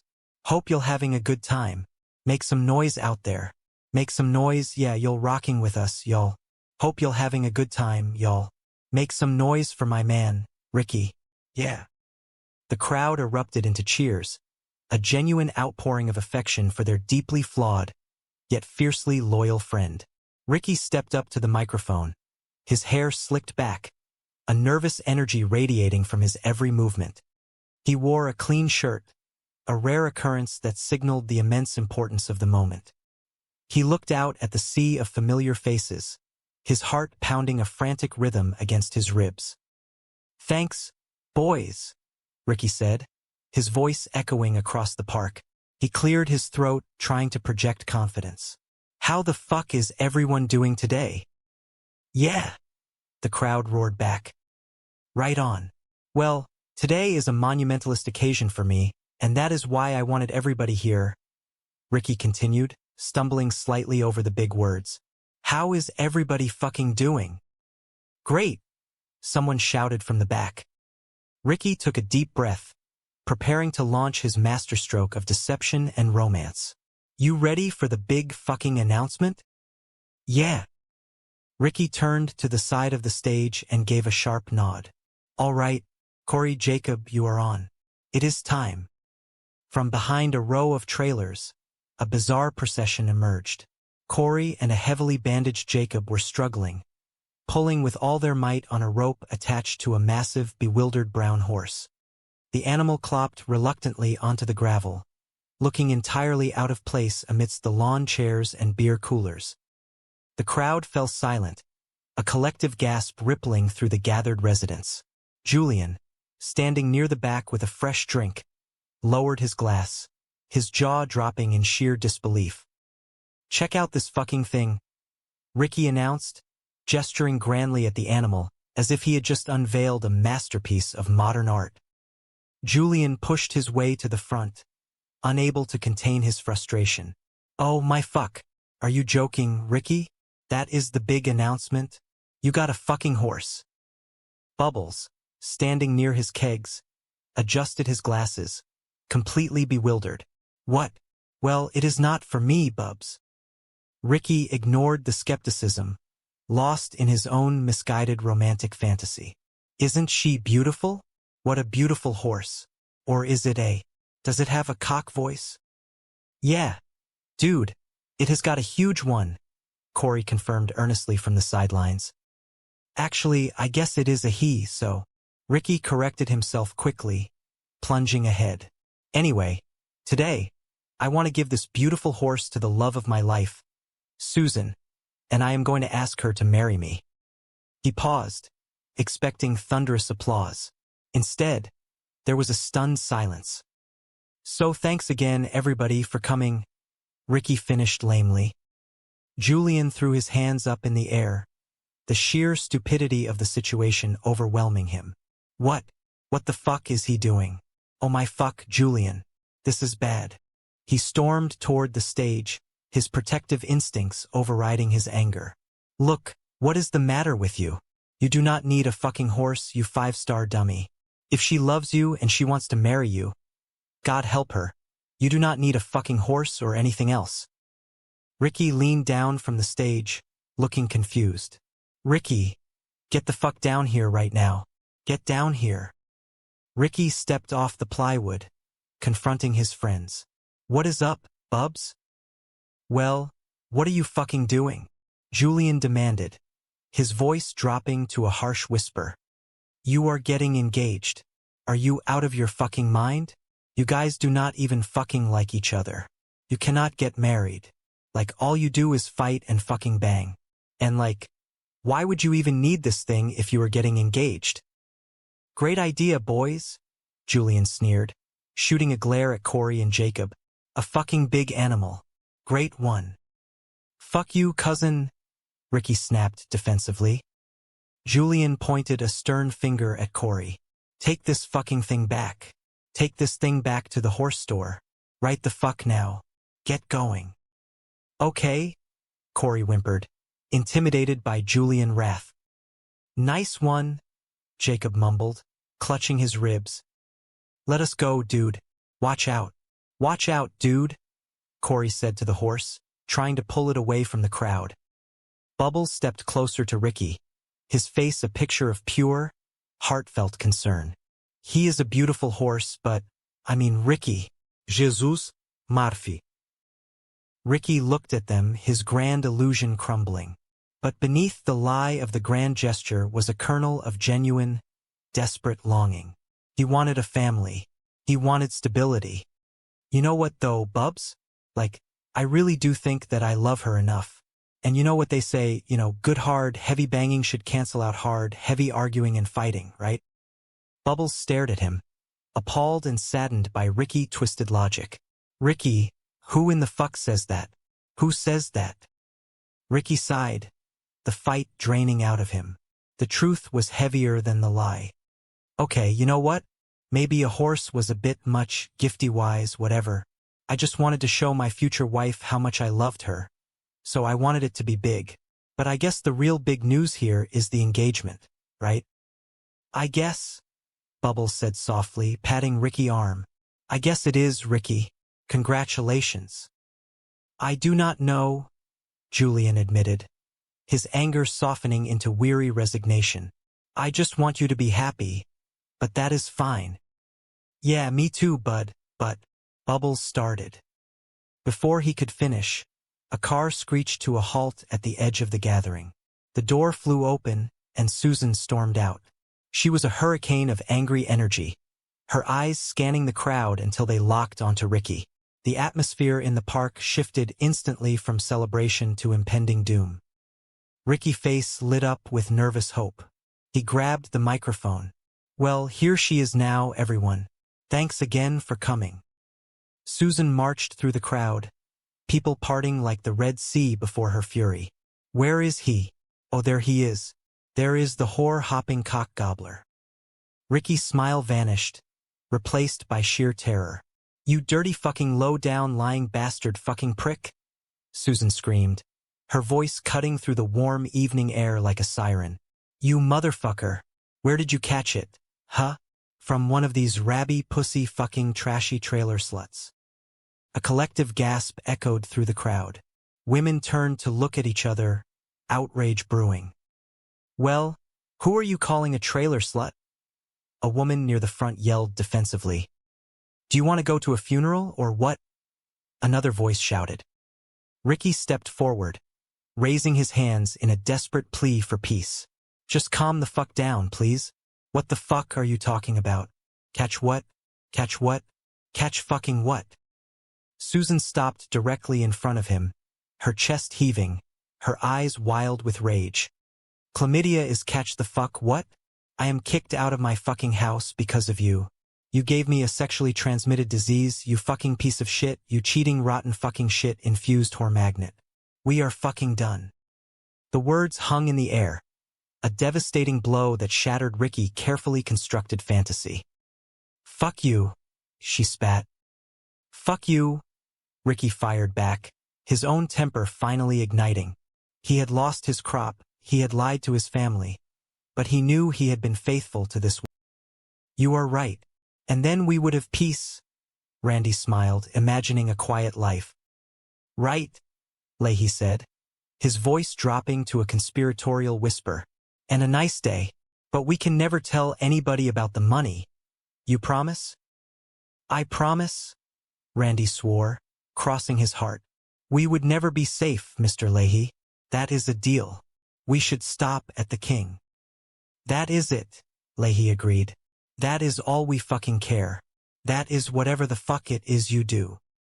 Meanwhile, Ricky Grand Plan was hitting a massive 1,000-pound roadblock. He, Corey, and Jacob were standing in a dusty paddock on the outskirts of town, staring at a massive, brown horse. The animal looked at them with a mixture of boredom and mild disdain. You idiots ready? Ricky asked, grabbing a frayed lead rope. Okay, go talk, go talk. Sorry, dude. Oh yeah, this fucking thing right here. Look at the fucking pink job on this thing fur. It is beautiful. It is awesome. All right, let us get the fuck out of here. He tugged on the rope. The horse remained firmly planted, an immovable object defying Ricky's chaotic force. "It is not moving, dude," Corey pointed out unnecessarily. "Well, fucking make it move," Ricky snapped, his stress levels rising. "How do we make it move?" "You get in behind it and push," Jacob suggested. "Corey, you pull," Ricky ordered. "Come on, let us get this going, boys. We got to get out of here." Corey hesitated, eyeing the massive hooves. "Hey, are you still? I am not sure that is a good idea. I heard you are not supposed to stand behind a horse." "Shut the fuck up," Ricky barked. "No talking, okay?" "Okay," Corey whimpered, grabbing the halter. "Jacob, you push. Corey, you pull," Ricky directed, stepping back to orchestrate the disaster. "I will help you. Come on. Jacob, push harder. Punch in the fucking ass. Show it who is boss." Jacob, always eager to please, stepped directly behind the animal and delivered a weak shove to its hindquarters. The response was immediate and violent. The horse lashed out, a powerful kick connecting squarely with Jacob's chest. "Fuck! Fuck! Fuck!" Jacob gasped, collapsing into the dirt, clutching his ribs. Ricky rushed over, panic finally breaking through his determination. "This fucking hurts, boys. Okay. I am fucking sorry, Jacob, but man, you are gonna have to get the fuck out. We got to get out of here. Are you okay?" Jacob groaned, his face pale and contorted in agony. "I do not think I am. Something is wrong with my neck. It is fucking killing me." "Fuck! Fuck! Fuck!" Ricky muttered, looking from the injured Jacob to the stubbornly immobile horse. "Sorry, man." "Corey, you help him. I will get the fucking horse. But once again, boys, I am wondering why the fuck I brought you 2 cock lanterns on this. Fuck's sakes." Corey knelt beside Jacob, his eyes wide with fear. "Dude, man, that was just like the Kool-Aid, man. Except like way worse than shit. Because you know what he was doing." "Oh my God," Jacob moaned, barely able to breathe. "Oh my God, guys. I think I need to go to the hospital here. My neck is really fucking killing me. Something is wrong." Ricky, overwhelmed by the cascading failures of the day, tried to brush it off. Acknowledging the severity of the injury meant admitting his plan was a disaster. "Jacob, chill the fuck out. Okay? You are probably just got a canoe or something. I am even worried about your ribs, man. That horse kicked the fuck out of you. Those are probably broken for sure, but nothing you can do for broken ribs, so fuck going to the hospital. You guys hungry?" Back at the park, Bubbles was navigating the narrow, paved lanes in a small, modified golf cart that he had painstakingly transformed into a mobile beer delivery vehicle. A brightly colored cape fluttered behind him, a symbol of his newfound entrepreneurial spirit. He was delivering happiness, one cold bottle at a time. "I am fucking starving," Bubbles said to his camera crew, his spirits high. "Got Ricky beer all bottled and ready to go. Got time now to make a few deliveries for some extra cash. Did you get a good shot of the truck? Make sure you get a good shot of it. Look, got the cape there. Got the speaker. It is just like a little ice cream truck, but for beer." He beamed, waving to his neighbors. "You know, the beer has been going awesome. Donnie has been my #1 customer. Some people think this beer is a little bit strong, but fuck Donnie. See, it is not strong for fuck's sakes." As if summoned by his name, Donnie, the park perpetually enraged resident, burst from his trailer. His face was purple with fury, his arms flailing wildly. "Jesus, are you fucking kidding me?" Donnie screamed, pointing to a small patch of dirt near his property. "I just had that fucking thing re-graveled." Bubbles stopped the cart, immediately shifting into peacekeeper mode. He knew the delicate ecosystem of the park relied on managing explosive personalities. "Donnie, calm down. I will give you a free case to make up for it." Donnie, anger deflated slightly, replaced by greedy opportunism. "Oh, you are fucking right, you will. And you tell fucking Ricky I want those fucking chicken fingers replaced. He took last Friday." Donnie, Do not fucking relax, Bubbles said soothingly, handing over a case of green bastard. Are you coming to the party? I do not fucking know yet, Donnie roared, though he clutched the beer tightly to his chest. Okay, bud. Bubbles sighed as he drove away. He shook his head, a mixture of amusement and concern in his eyes. Can you imagine going around being that fucking angry all the time? He is gonna pop a blood vessel in his head. Fuck's sakes. Elsewhere in the park, the inevitable confrontation was finally taking place. Julian, pacing fiercely in front of his trailer, watched as Leahy and Randy approached. The air crackled with tension, the history of their bitter rivalry hanging heavy between them. Hey, guys, Randy started, his voice overly cheerful, attempting to mask his terror.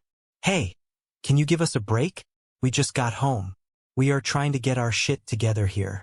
Break off, guys. All right. Julian stepped forward, his jaw clenched, his muscles taut. He had lost everything, and he was looking for someone to pay the price. It is oh fucking time.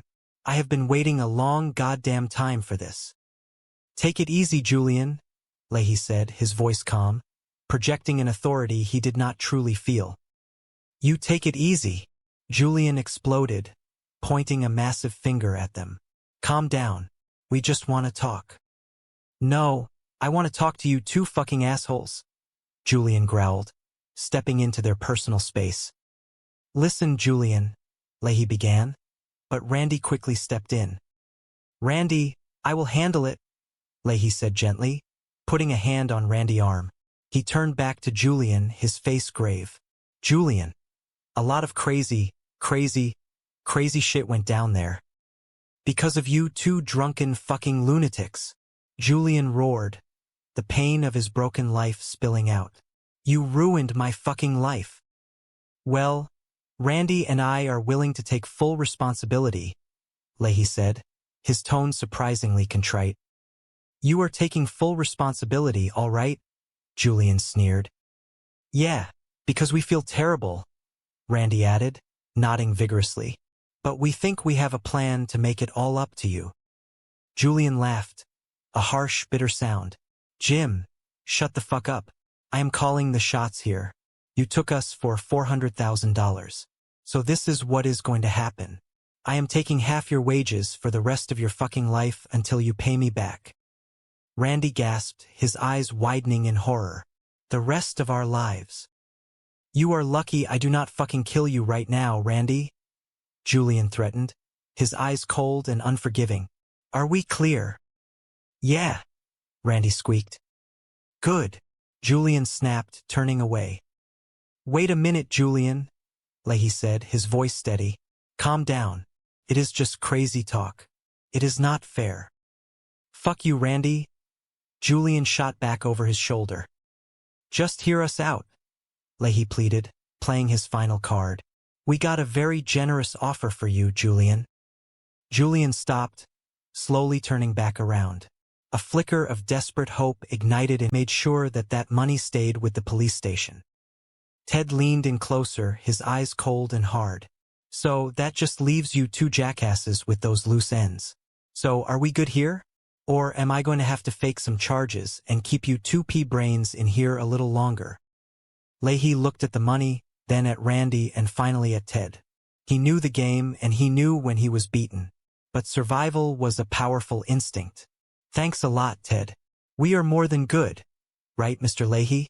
Randy chimed in nervously. Right? Leahy agreed softly, his pride swallowing the bitter pill of submission. You understand that this is hush money, Ted warned, his finger pointing directly at Leahy's chest. So, not a goddamn word, or I am going to destroy your lives. Back at the Sunnyvale trailer park, the sun was climbing higher, baking the metal roofs and heating the asphalt. Ricky, desperate to prove that his life was not a complete failure, had gathered Corey and Jacob to show off his latest creation. He led them behind his trailer, his chest puffed out with genuine pride. Look at this fucking thing, Ricky announced, gesturing grandly to a sprawling, multi-level wooden deck structure attached to the back of his home. It was a marvel of improvised engineering, constructed from scavenged pallets, mismatched lumber, and sheer determination. I built this by my fucking self. Like, check it out. Got a wicked kitchen set up. I got my bedroom here. Nice flat screen television. Like, get the fuck in and check that out. It is fucking amazing. Corey and Jacob followed him, their eyes wide with awe. To them, Ricky was a visionary, an architect of their uniquely chaotic lifestyle. All right, come back here, Ricky continued, leading them down a narrow wooden corridor. Got my downstairs bathroom here. Got a bit of a bear in the trunk there. And this is fucking wicked. I built this for Mo for when he wants to sleep over. He fucking loves it. He pointed to a small, enclosed cubbyhole, lined with old blankets. It was a testament to his strange, fierce love for his grandson. All right, check this upstairs out, Ricky said, his excitement mounting as he climbed a set of wobbly wooden stairs. This is fucking badass. Look at this fucking patio. Got a couple recliners here, blaster, television, fucking nice lamp. Made that myself. Little stool for Jacob because he does not need much. He is fucked. He patted the stool, a rough piece of wood nailed to a stump. And if you get too banged up here, got a nice fucking urinal. You can piss right here like this, and it runs right down the hose into the fucking downstairs bathroom. What do you think? Like, I am living like a fucking king. Dude, this deck is awesome, Corey breathed, genuinely impressed by the sheer scale of the ramshackle fortress. I love it up here. It is so badass. Yeah, Ricky, it really is incredible, Jacob added, carefully rubbing his bruised ribs, a lingering reminder of the previous night disastrous harvest. Yeah, I know how fucking great it is. Okay? Ricky said, his pride momentarily satisfied. I built the fucking thing. I know how awesome it is. But back to the big announcement. The reality of his impending party crashed back down upon him. He had promised a massive revelation, and he had absolutely nothing. The pressure was suffocating. It has got to be something huge or I am going to come across looking like a fucked up, Ricky admitted, pacing the wooden deck, his mind racing. Why do you not tell everyone you are dead? Corey suggested, his face completely serious. That is big, man. Ricky stopped and stared at him, bewildered by the absolute lack of logic. Look, Corey, there is a problem with that, see? I am not dead, right? See where I am going with this. What if you were running for president? There is nothing huger than that, Jacob offered, hoping to be helpful. That is brilliant, Jacob, Ricky said, his voice dripping with heavy sarcasm. Really believable. Then I am going to run for fucking president of Canada. Okay, whatever it is, it has to be something huge and you got to come in on like with something big, Corey reasoned, trying to grasp the mechanics of a grand entrance. You mean like a dump truck or something? Because that would be cool. Ricky rubbed his temples, feeling a headache blossoming behind his eyes. God damn it. Why the fuck did I even ask you two cockslingers to help? You are too fucked. Oh, how about an animal? Jacob suggested brightly. Yeah, man. I need something exotic, like a snow tiger. Ricky paused, his mind, always operating on a slightly different frequency than the rest of humanity, suddenly latched onto the idea. You know what? An animal might fucking do it. But a fucking snow tiger? Seriously, where the fuck am I gonna get a snow tiger around here? It needs to be like an animal, something big, but something we could get like locally. Got it, Corey said, his eyes lighting up. Steak maker. Yeah, Jacob agreed. Ricky looked at them, utterly lost. What the fuck is a steak maker? It means a cow, Corey explained, as if it were the most obvious thing in the world. A lot of people are calling that these days. Who? Ricky demanded. Who the fuck calls them that? People that are fucked in the head. That is who, Jacob answered sagely. Ricky threw his hands up in the air. Oh my fuck. I got it. You were fucking close too. Something with 4 legs, eats grass, and lives on a farm. Spider, Corey guessed eagerly. No, not a fucking spider, Ricky yelled, losing his patience. A spider has 10 legs. A fucking horse. Think about it. A horse. It is beautiful. Corey's mouth fell open in awe. Dude, where did you even come up with that? I do not know, Ricky lied smoothly. It just popped in my fucking head. What if it was a gift for Susan? Jacob suggested, his imagination taking flight. That would make the announcement even bigger. Dude, what if it was an engagement gift for Susan? Corey added, his excitement mirroring Jacob. Dude, that makes the announcement even bigger. Ricky frowned, considering the massive leap in logic. But I am not fucking engaged to Susan, you fucking ass hamsters, am I? Yeah, but if you tell people you are, then they will believe you, Corey reasoned, explaining the fundamental trailer park philosophy of bending reality to your will. And imagine if you came in on an engagement horse. Even better, if you put a fake horn on that shit, then it is an engagement unicorn horn, Jacob declared, raising his hands in triumph. Ricky stared at them, the sheer absurdity of the plan washing over him. Yet, in his current state of desperation, the absurdity somehow mutated into brilliant inspiration. A grand romantic gesture to cover up a monumental failure. It was perfect. Dude, that is fucking awesome, Ricky finally said, a grin breaking across his face. You know what, boys? It is fucking perfect. I mean, not the unicorn shit. That is completely fucked, Corey. But that would be a big fucking announcement. A fucking engagement horse. Holy shit. While Ricky was cementing his disastrous romantic plan, Leahy and Randy were making their way back to the park, the envelope of hush money burning a hole in Leahy's pocket. This changes everything, Mr. Leahy, Randy said, a skip in his step, dreaming of unlimited cheeseburgers and a life free from worry. Whoa, not so fast, Leahy cautioned, his mind already spinning intricate webs of strategy. The liquor, his eternal, destructive muse, was calling softly to him, whispering promises of power and control. Ram, Brodinga, Mang. Do not forget, when we go back to the park, Julian is going to try to kill us. Randy stopped, his joy evaporating instantly. Look, this money might be the answer to everything. We could offer it to Julian. Maybe he would wipe the shit slate clean. Seriously, sir? Randy asked, hope blooming once more. Yeah. Leahy nodded, his eyes narrowing. Never forget, it is Julian's fault. Our wives are so freaked out. That is true, Randy agreed solemnly. They did this to us, and they did not have to go to jail. We did. That is a very good point, sexy little ram man, Leahy said affectionately. Well, what if we offered him half the money? Look, we would still have enough money to live comfortably for a long, long time. What do you think, bud?